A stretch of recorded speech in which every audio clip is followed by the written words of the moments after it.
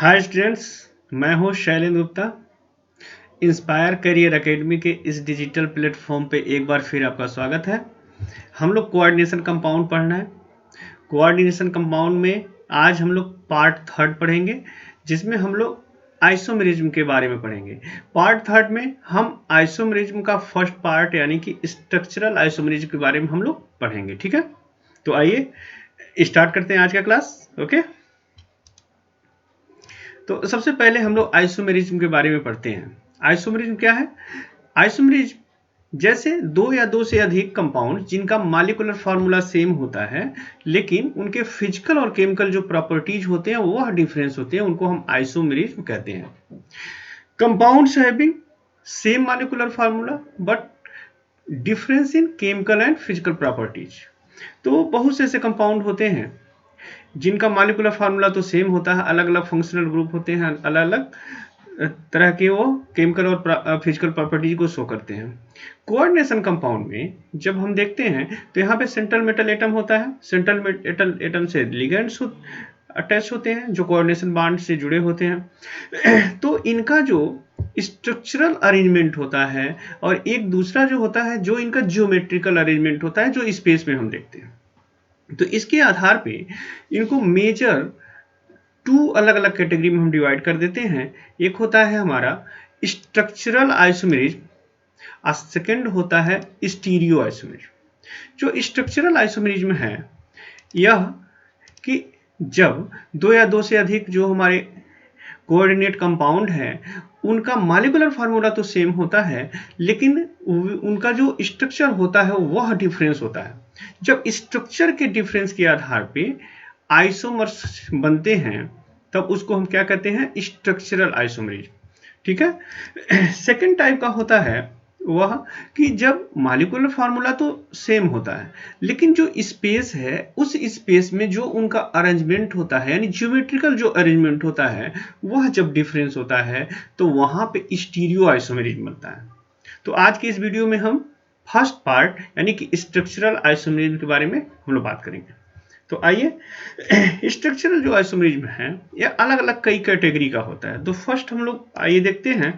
First जो बनता है वह है आयोनाइजेशन आइसोमेरिज्म। अब यहाँ पे देखिए, आयोनाइजेशन टर्म जो है, आयोनाइजेशन टर्म से ही यह इसका डेफिनेशन निकलता है, यानी कि जब इस तरह के आइसोमर्स हों जिनका मॉलिक्यूलर फार्मूला तो सेम होगा, लेकिन जब हम उनको आयोनाइज करेंगे तब वो अलग अलग तरह के आयंस का फॉर्मेशन करेंगे, तो वहां पे आयोनाइजेशन आइसोमेरिज्म होगा।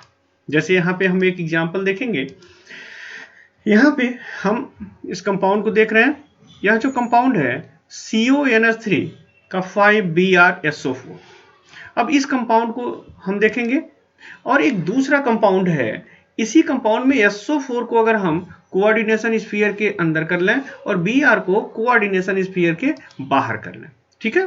अब देखिए यहाँ पे जो SO4 है यह कोऑर्डिनेशन स्फीयर के बाहर है और यहाँ दूसरे वाले एग्जांपल में हमारा Br जो है कोऑर्डिनेशन स्फीयर के बाहर है।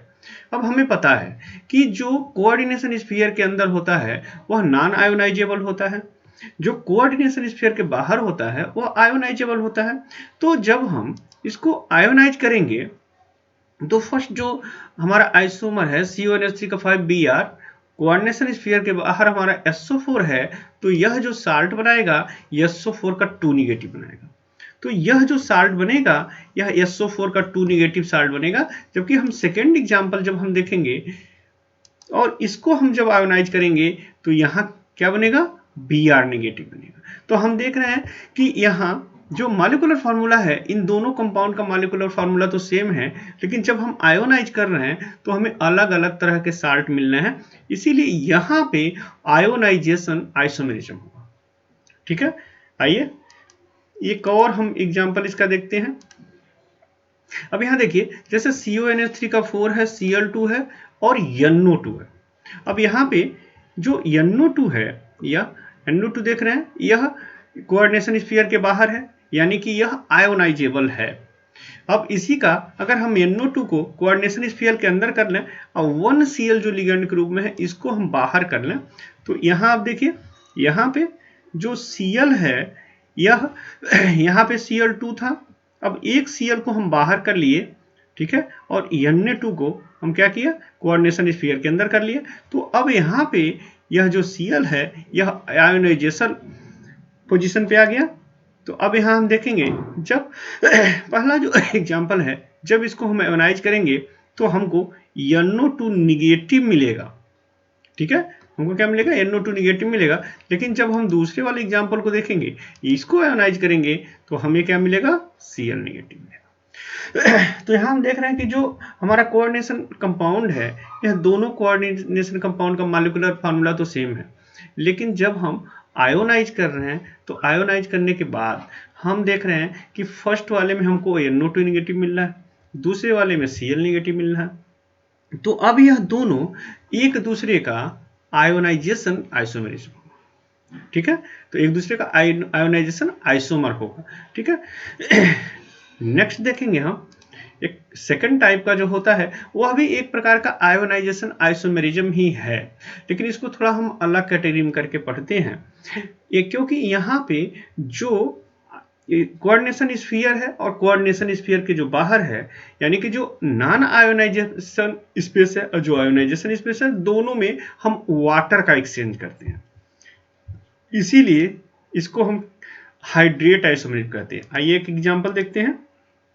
यहाँ पर देखिए, जैसे Cr H2O का 6 है और 3Cl है, Cr H2O का 6 और Cl3। अब Cr और H2O का 6 एक कोऑर्डिनेशन स्फीयर के अंदर है और Cl जो है 3Cl या कोऑर्डिनेशन स्फीयर के बाहर है। तो यहाँ देखेंगे कि अब यह जो Cl3 है यह आयोनाइजेबल है और यहाँ से यह जो पार्ट है यह क्या है, नॉन आयोनाइजेबल है। लेकिन यदि हम 1Cl को इस कोऑर्डिनेशन स्फीयर में ला दें और 1 वाटर को बाहर ला दें, तब यहाँ क्या होगा, हमें इस तरह से मिल जाएगा।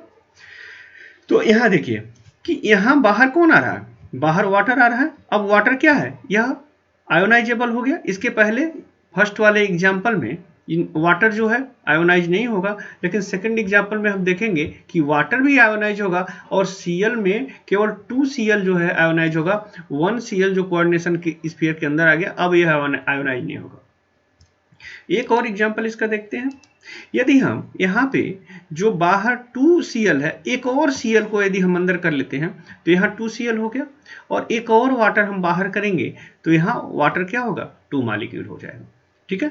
तो यहाँ पे अब देखेंगे, अब आयोनाइजेबल क्या हो गया, 1Cl हो गया, वाटर का 2 मॉलिक्यूल अब आयोनाइज होगा, जबकि 2Cl जो है अब नॉन आयोनाइजिंग स्फीयर के अंदर आ गया, तो अब क्या होगा, आयोनाइज नहीं होगा। और 4 जो वाटर मॉलिक्यूल है बस वही है जो नॉन आयोनाइजिंग स्फीयर के अंदर है। तो इस तरह से हम देखेंगे, इस तरह से। तो यह हमारा एक एग्जाम्पल है, क्योंकि यहाँ पे हम जो एक्सचेंज कर रहे हैं वह क्या कर रहे हैं, वाटर को कर रहे हैं, इसीलिए हाइड्रेट आइसोमेरिज्म है।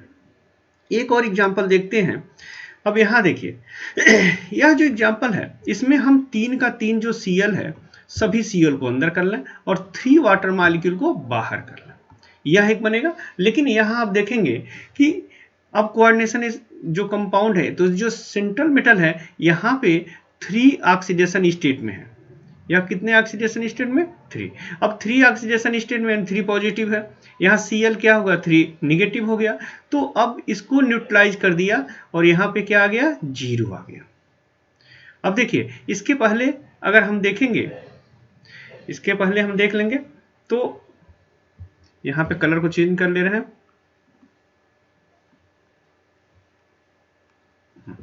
अब यहाँ देखिए, यहाँ पे इसके पहले देखेंगे तो यहाँ पे यह Cl का 3 निगेटिव Cl हो रहा है और यहाँ पे 3 पॉजिटिव होगा। तो यह क्या होगा, एक अट्रैक्टिव फोर्स काम करेगा, 3 पॉजिटिव 3 निगेटिव। यहाँ पे 1Cl जब अंदर आ जाएगा तो यहाँ 2 पॉजिटिव होगा, यहाँ 2Cl है तो 2 निगेटिव, यहाँ एक फोर्स ऑफ अट्रैक्शन काम करेगा। यहाँ पे क्या होगा, 2Cl जब अंदर आ जाएगा तो केवल पॉजिटिव बचेगा और यहाँ पे एक Cl निगेटिव है, इनके बीच में फोर्स ऑफ अट्रैक्शन काम करेगा। लेकिन यहाँ हम देख रहे हैं कि जब 3Cl आ गया तो यहाँ 3 निगेटिव हो गया, यहाँ 3 प्लस है तो यह कोऑर्डिनेशन स्फीयर के अंदर ही सब न्यूट्रलाइज हो जाएगा, जो नेट चार्ज होगा 0 होगा। और जब 0 होगा तो वाटर किस चार्ज से यह जुड़ेगा, क्योंकि वाटर जो है एक पोलर कंपाउंड है, उसमें पॉजिटिव निगेटिव होता है। जैसे फोर्स ऑफ अट्रैक्शन अगर यहाँ पे पॉजिटिव है तो वाटर उससे फोर्स ऑफ अट्रैक्शन से अटैच रहता है, लेकिन जब यहाँ कोई चार्ज नहीं रहेगा तो वाटर अटैच नहीं रहेगा। इसीलिए जो फोर्थ एग्जाम्पल है यह नॉट एग्जिस्ट होगा, यह नहीं मिलेगा। ठीक है, तो इसमें केवल यहाँ से यह 3 एग्जाम्पल ही बनेगा। यह जो फोर्थ एग्जाम्पल है यह डज नॉट एग्जिस्ट है, यह मिलेगा नहीं। ठीक है, तो आइए अब नेक्स्ट देखते हैं। थर्ड टाइप का जो हमारा स्ट्रक्चरल आइसोमेरिज्म होगा वो होगा कोऑर्डिनेशन आइसोमेरिज्म। कोऑर्डिनेशन आइसोमेरिज्म जो होगा, यहाँ पे एग्जांपल के थ्रू समझ रहे हैं।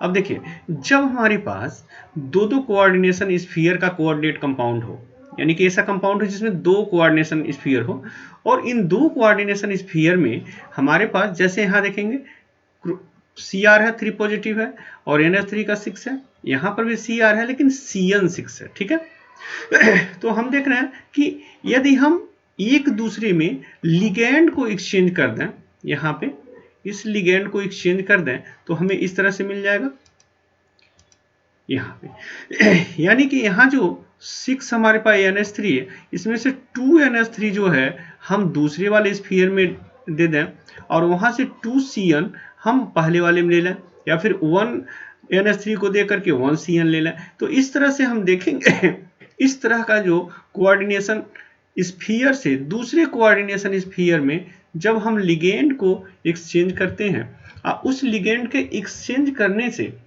जो आइसोमेरिज्म हमें प्राप्त होता है तो ये क्या होता है, कोऑर्डिनेशन आइसोमेरिज्म। यहाँ पे जैसे देखिए यहाँ यह जो हमारा कोऑर्डिनेशन कंपाउंड है और जो यहाँ फर्स्ट कोऑर्डिनेशन कंपाउंड है, मॉलिक्यूलर वेट दोनों का सेम है, लेकिन यहाँ देखेंगे कि यहाँ जो हमारा सेंट्रल एटम है, ये इस सेंट्रल एटम से 4 हमारा NH3 2 Cn जुड़ा हुआ है, यहाँ दूसरे वाले से 2 NH3 और 4 Cn जुड़ा हुआ है, जबकि ऊपर वाले हम देख रहे हैं Cr से 6 साइनाइड जुड़ा हुआ है और NH3 भी यहाँ 6 है। तो इस तरह से इसमें एक एक भी चेंज कर सकते हैं, जहां हम 2 का चेंज कर रहा हूँ 1 का चेंज कर सकते हैं। इस तरह कई हमको आइसोमेरिज्म मिलेंगे।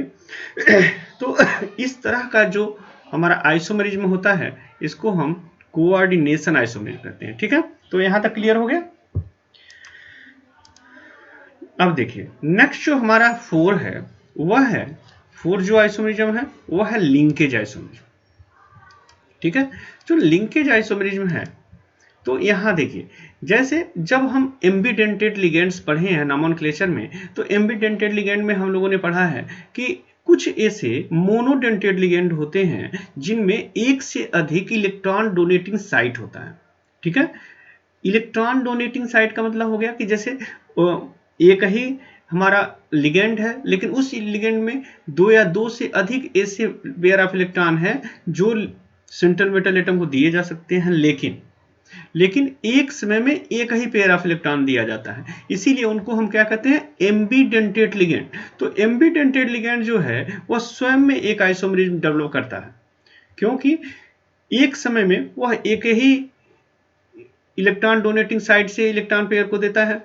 ठीक है, तो जैसे हम NO2 को यहाँ उदाहरण एग्जाम्पल के रूप में देख रहे हैं, तो NO2 जो होता है जब N से भी यह पेयर ऑफ इलेक्ट्रॉन को दे सकता है, या ONO यानी O से भी इलेक्ट्रॉन पेयर को यह दे सकता है।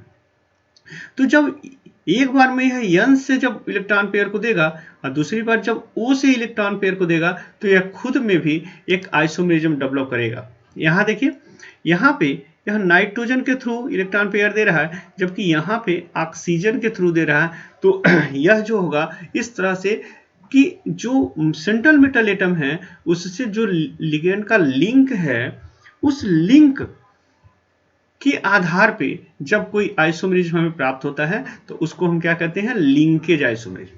यानी कि जितने भी एम्बिडेंटेड लिगेंड्स होते हैं, यदि वह हमारे कोऑर्डिनेशन कंपाउंड में है तो वो स्वयं ही एक आइसोमेरिज्म डेवलप करेंगे, और उस पर्टिकुलर उस लिगेंड के थ्रू यदि आइसोमेरिज्म प्राप्त हो रहा है, एम्बिडेंटेड लिगेंड के थ्रू यदि आइसोमेरिज्म प्राप्त होता है, तब उसको हम क्या कहेंगे, लिंकेज आइसोमेरिज्म। ठीक है, यहाँ पे देखिए अब फर्स्ट का जो नाम हो जाएगा पेंटाएमीन नाइट्रो कोबाल्ट थर्ड आयन वही सेकंड जो होगा पेंटाएमीन नाइट्राइटो कोबाल्ट थर्ड आयन। अब नेक्स्ट हमारा फिफ्थ जो आइसोमेरिज्म है वो है कोऑर्डिनेशन पोजीशन। अब देखिए कोऑर्डिनेशन पोजीशन क्या होता है कि जब हमारे पास ब्रिजिंग लिगेंड हो या फिर एक इस तरह का लिगेंड है जो एक से अधिक उसमें मेटल एटम है, जैसे यहाँ पे हम देख रहे हैं यहाँ पर भी सेंट्रल मेटल एटम है, यहाँ सेंट्रल मेटल एटम, लेकिन यह जो पहला सेंट्रल एटम है इससे NH3 जुड़ा हुआ है, दूसरा जो सेंट्रल मेटल है इससे NH3 और Cl2 दोनों जुड़ा हुआ है। ठीक है दोनों में 4 लिगेंड है, लेकिन 4 लिगेंड यहाँ केवल NH3 है, यहाँ जो 4 लिगेंड है उसमें 2 NH3 है और 2 Cl2 है। लेकिन यदि हम यहाँ से 1 NH3 को यहाँ पे ला लें तो यह 2 की जगह 3 हो जाएगा, और यहाँ से 1 Cl को इस दूसरे वाले सेंट्रल एटम से ला लें तो हमें इस तरह से मिलेगा। यहाँ पे देखेंगे यहाँ जो 4 NH3 था अब वो 3 हो गया, यह जो 2 था यह 3 हो गया, और यहाँ जो Cl2 था वह Cl इधर आ गया, यानी कि अब यह सिमेट्रिकल हो गया, यह अनसिमेट्रिकल था। यह क्या था? यह अनसिमेट्रिकल था और अब यह क्या हो गया? सिमेट्रिकल हो गया। तो इस तरह से जब आइसोमेरिज्म होता है, यानी कि एक ही कोऑर्डिनेशन कंपाउंड में जो लिगेंड का पोजीशन है वह जब चेंज हो जाता है तो उसको हम क्या कहते हैं? Coordination position isomerism. यानी कि एक ही लिगेंड है, एक ही कोऑर्डिनेशन कंपाउंड है, लेकिन उस कोऑर्डिनेशन कंपाउंड में एक लिगेंड जो एक सेंट्रल एटम से जुड़ा हुआ है और वह अगले कंपाउंड में वह दूसरे यानी जो सेकेंड या थर्ड जो हमारा मेटल एटम है उससे जुड़ जाता है।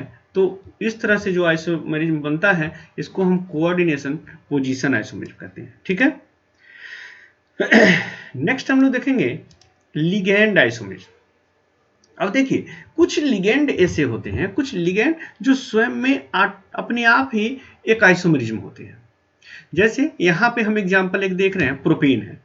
अगर इस प्रोपेन में हम 2 एमीन जोड़ दें, जैसे यहाँ देखिए यहाँ पे, अब यहाँ जो एमीन है तो फर्स्ट और सेकेंड यहाँ जो प्रोपेन है इसमें 3 कार्बन है, ठीक है। लेकिन जब 2 एमीन जोड़ेंगे तो अगर हम पहले और दूसरे पोजीशन पे एमीन को जोड़ ले रहे हैं फर्स्ट और सेकेंड पोजीशन में, तो यहाँ पे 1,2 डाई एमिनोप्रोपेन का फॉर्मेशन होता है।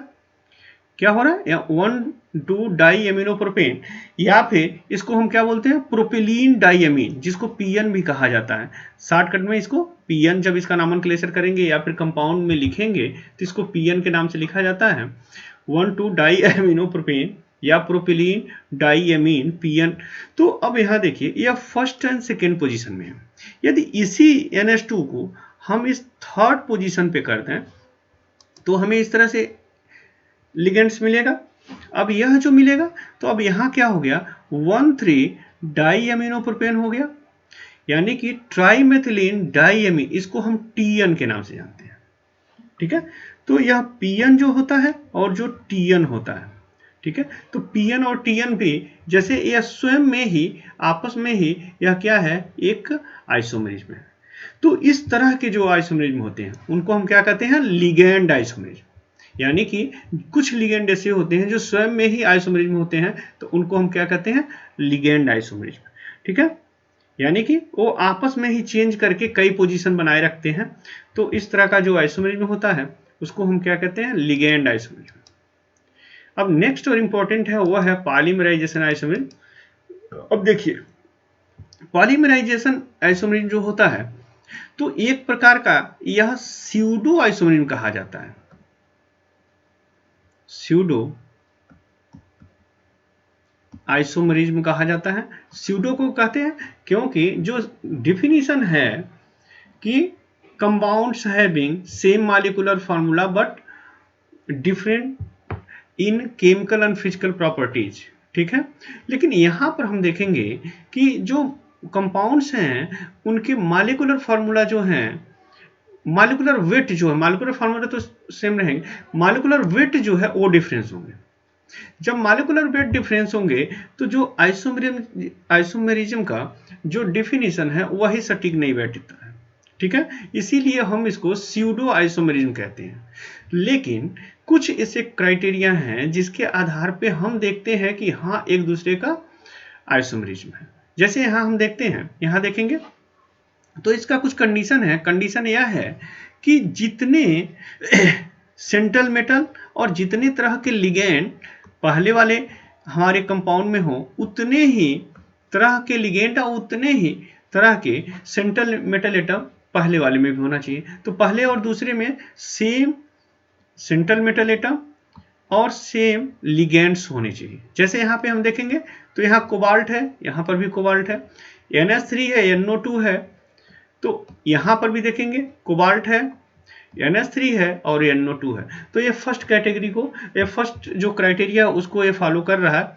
अब सेकेंड देखेंगे कि जो पहला हमारा आइसोमर है और दूसरे आइसोमर में एक सर्टेन रेशियो होना चाहिए। अब देखते हैं इनका रेशियो क्या है। तो आइए पहले वाले का रेशियो देखते हैं। अब यहाँ CO को देखेंगे तो यहाँ देखते हैं तो हमारे पास CO कितना है, यहाँ हो गया 1 और यहाँ 2 और 2 है, तो 2 और कितना हो गया, 3 हो गया। ठीक है, अब यहाँ NH3 के यहाँ 5 है, यहाँ कितना 2 और 2 जा 4, 4 5 कितना हो गया 9, तो NH3 कितना हो गया 9 हो गया। अब NO2 देखते हैं तो NO2 यहाँ 1 है और यहाँ कितना 4 2 जा 8, 8 और 9, तो यहाँ पर 9 हो गया। ठीक है, तो अब इनका हम केवल रेशियो अगर देखेंगे, यह 3 9 और 9 देखेंगे तो हमें इस तरह से रेशियो मिल जाएगा, 399 का रेशियो मिल जाएगा। अब इसको और शार्ट कर लेते हैं तो 3 से सभी में अगर डिवाइड कर दें तो हमें जो रेशियो मिलेगा 133 का रेशियो मिलेगा। ठीक है, अब दूसरा जो हमारा कंपाउंड है उसको देखते हैं।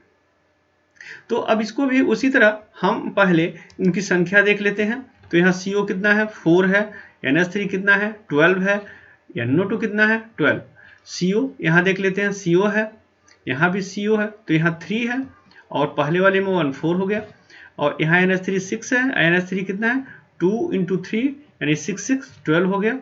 अब NO2 देखेंगे तो 4 × 3 हो गया तो 12 हो गया। अब हो गया, अब इनका अगर हम केवल इसके संख्या को हम रेशियो के रूप में लिख लें तो यहाँ इस तरह से संख्या में मिलेगी 4 रेशियो 12 रेशियो 12। अब इसको 4 से अगर डिवाइड कर दें सभी में तो हमारे पास जो रेशियो बनता है क्या बनता है 133। ओके, तो हम देखते हैं कि जो पहला कंपाउंड है उसमें भी 1:3:3 है, यहाँ पर भी 1:3:3 है, इसीलिए यह दोनों एक दूसरे का पॉलीमराइजेशन आइसोमेरिज्म होगा। ठीक है, यह क्या होगा पॉलीमराइजेशन आइसोमेरिज्म होगा। एक अलग तरह का पॉलीमराइजेशन आइसोमेरिज्म होता है जो आप लोग को ग्रेजुएशन के क्लासेज में पढ़ने होते हैं, जिनको हम स्यूडो आइसोमेरिज्म करते हैं। ठीक है, ओके, तो आज के स्ट्रक्चरल जो आइसोमेरिज्म है यहीं पे हम लोग समाप्त करते हैं। यदि आपको लगता है कि इससे आपको लाभ मिल सकता है या किसी जो नीट के बच्चे हैं, जो IIT JEE के बच्चे हैं, CBSE बोर्ड के हैं, UP बोर्ड के हैं, या फिर BSc सेकेंड ईयर यानी कि साइंस ग्रेजुएट जो स्टूडेंट हो उनके लिए यह स्पेशली यह क्लास है।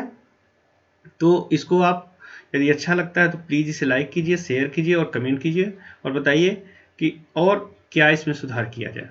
ओके, नेक्स्ट वीडियो हम स्टीरियो केमिस्ट्री का लेकर आएंगे।